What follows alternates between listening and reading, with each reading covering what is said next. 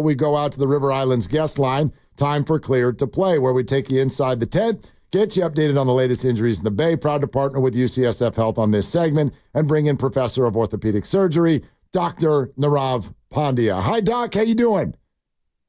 I'm doing good. How are you guys? We're doing okay. Talanoa Hufanga, torn ligaments, out at least a month. What's your reaction to that one? Yeah, typically with these ligament injuries in the wrist, the good news is that for the vast majority of them, unless they involve certain areas of the wrist, they usually will heal without surgery, and you're looking at 4 to 6 weeks. The tough thing is that they haven't necessarily said what is injured and would he potentially need surgery. Now, with surgery, that time frame could potentially still be 4 to 6 weeks, but playing the position that he does, you do worry about how aggressive can he be with that wrist as he's tackling and taking contact. So even though you're looking at that 4 to 6 week time frame, it could potentially impact how he's playing, particularly since he plays aggressively. You wonder if that would linger as the season goes on. Yeah, and you hate to see it coming off of a season ender last year and another injury this year and now a third different injury. He feels a little bit snake bitten in the early going. Jake Moody goes out with a high ankle sprain, and I don't know if that's good news, Doc. I thought that it was going to be a broken ankle, but considering it's his kicking leg, is that better or worse for a kicker to have that injury on the kicking leg? If you're going to choose your two legs, I think it would be much worse if it was on his plant leg, because imagine with these high ankle sprains, when you're planting and kind of powering for your kick, there's a lot of force that goes between those high ankle ligaments that basically keep your tibia and fibula connected. So if it was his plant leg, I'd be a little bit worried about whether he'd be able to kick, particularly with longer kicks. Now, this being his kicking leg, what you do worry a little bit about is how is it going to feel when he's kicking? Is there going to be some pain that could potentially throw him off a little bit? So I don't necessarily worry that this is going to be some sort of season-ending injury for him. But where we get worried is how is it going to impact his accuracy and how it's going to feel, which for a kicker, when you're kicking from further and further out, even little changes in what you're feeling or how you're following through can impact him. So overall, better for the kicking leg, but it could still potentially impact him, particularly as he comes back. 100-degree heat, guys who looked like they were pretty much out of gas in the fourth, and then a game 4 days later. How do you like that combo? It's a setup for poor performance. And I think, the NFL throws around some studies that have shown there's not an increased injury risk, if you play 3-4 days later from one game. But what no one's ever looked at is what does that mean, number one, in terms of performance? And you could assume the performance is going to be worse. And then what does it mean later on in the season when you're kind of cumulatively playing these games? Like you don't necessarily feel it on Thursday, but the body starts breaking down. So I think the combination of the heat, it takes 72 hours in general to recover from a football game, and you add the heat onto it.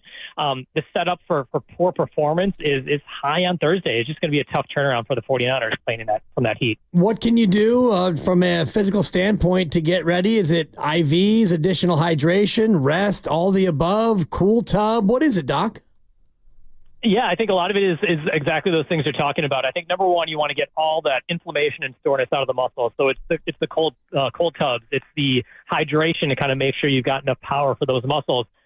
It's nutrition. It's sleep. It's just hard to kind of get the muscles to recover. All you can hope for in this short period of time is that you can get the pain away, but that muscle breakdown, that's still going to be there. So you're just hoping that there are enough fresh players there and you don't have to overexert yourself. But besides getting rid of inflammation, controlling pain, there's not too much you can do in that 72 hours. You're just hoping that you can kind of make it through that game and go on with that longer rest period. Doc, I know there's some guesswork here, but with Christian McCaffrey returning from Germany, they worked him out some. They said things did not flare up. There was some sort of under-the-radar optimism there. What did you make of all of that?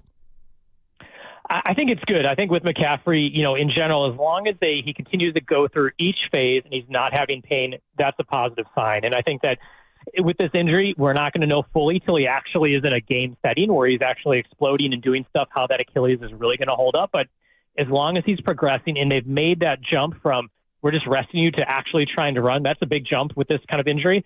I think it's good news. I think the tough thing is they're probably going to be more cautious with it. And, and until we see him on the field, we won't 100% know, but each subsequent ramp up each week is a positive sign. Mooney Ward showed up on a limited basis here at practice with a little bit of a knee situation. Are you seeing anything from his movement during the game that would indicate that he might be dealing with a little something? Yeah, I think there's some reports out that he might have had kind of a bone bruise or a bruise around that area. He did definitely his movement looked a little bit off.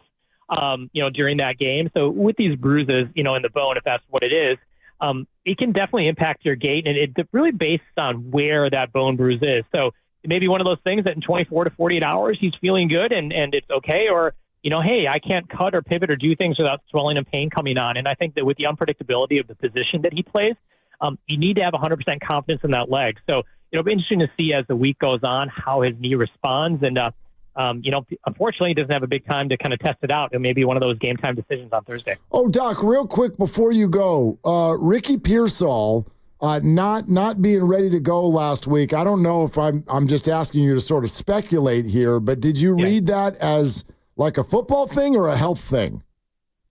I think barring there being some sort of injury from that bullet that they're not disclosing, I think it probably is not a physical thing. It's probably more of just kind of coping with the whole injury thing. And I think it's a lot to expect, an individual to go through that who is just a normal person. And then you have to worry about getting back on the football field and have people take contact. And we forget, he also was dealing with those shoulder subluxation issues before this all happened. So right. I think it's a lot for a rookie to deal with. So I wouldn't be surprised if it's more mental, which is totally understandable, than it is physical at this point. Yeah. Doc, great stuff. Thanks for doing it as always. No problem. Take care, guys. Yep. Okay, there he is. The proceeding was sponsored by UCSF Health.